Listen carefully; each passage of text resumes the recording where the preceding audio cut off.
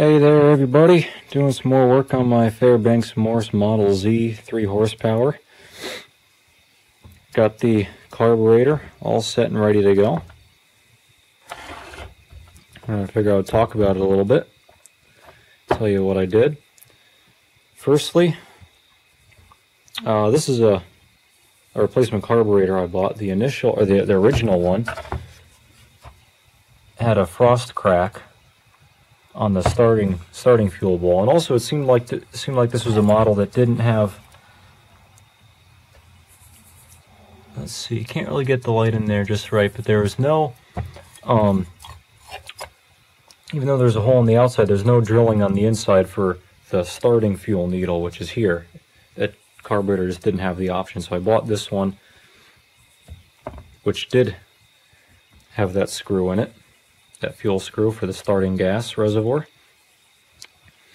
And this had just a plug in the bottom to drain the gas out, and that plug was seized in there and the head was stripped. So I drilled it, I cut it flat, and I found the center with some calipers, and I center punched the center of the hole, drilled it out, ran a pipe tap through there. It's 1/8 inch NPT, and I put a drain cock in there instead. So if I want to start it on gas in the starting gas reservoir, I can fill it up with gas, fire it up, and when I'm done I can open this, the gas will drain out, and if it ever fills up with water, which that one probably did, and crack, if this is left open, all the water will just drain out. But this isn't being used in the farmer's field, this is being kept in my garage, so I highly doubt it'll be filled with any water. But the flutter valve here, I cleaned up. It has a bronze bushing that is soldered onto the, you can see it, it's soldered onto the center of the flutter valve. That bushing slows down wear on that, on the pin that the flutter valve is on, and that was all messed up and badly soldered, so I desoldered it, cleaned everything, resoldered, and then on this outside surface I lapped it with a flat stone so it seats nice and flat. It was also a little bent, so I straightened it out with a hammer first, and then I hit it with the stone, so it should seal nicely. And all this is just treated with the ATF, just like the rest of the engine.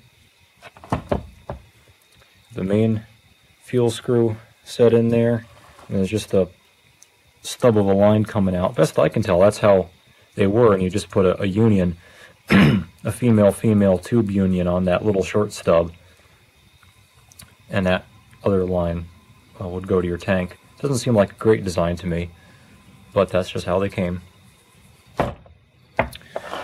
Another thing this carburetor was missing was this return spring. So luckily on this one here there was a spring, so I took it off. And also on these carbs there's a little pin that goes in that hole, see right there, and that acts as a stop, and it also acts as a hook for the spring to hook onto. Although for some reason, I guess this this lever, clamp-on lever here is thicker than this one, so when I took the pin out of this hole to put into this hole, it interfered with the lever. So what I ended up doing, I actually bent it, and then I hammered it in just a little bit to seat it. And is it correct? I don't know. The farmer would have done it. I did it. I think it's okay. And so that pretty much sums it up. I also carefully looked at the flutter, the throttle valve with a flashlight to make sure it's sealed up in the carburetor throat very well, so it can idle down nicely. And it also opens fully so it can have full throttle. I installed this. I'm going to oil the inside of this reservoir here just so it doesn't rust, because it was pretty rusty when I got it and I soaked it with a de-rusting fluid. See, there's the starting needle in there. I swapped this cover out. This cover was on the original mixer, the original carburetor, and the replacement one that I bought had this chintzy sheet metal one on. So I swapped it out. I like the cast iron one better. I think it looks real nice.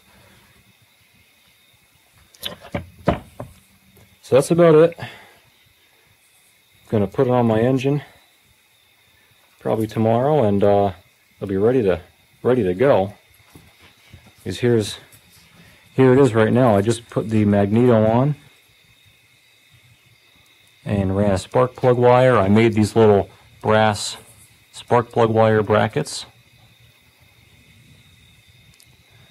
Ran it to the spark plug. Nice brass spark plug terminal. I don't know about you guys, but I love the look of shiny brass on an old, rusty, oily engine. Just kind of sets everything apart. Looks real nice. Anyway, that's it. Thanks for watching. And come back for more. Should have this old girl up and running pretty soon.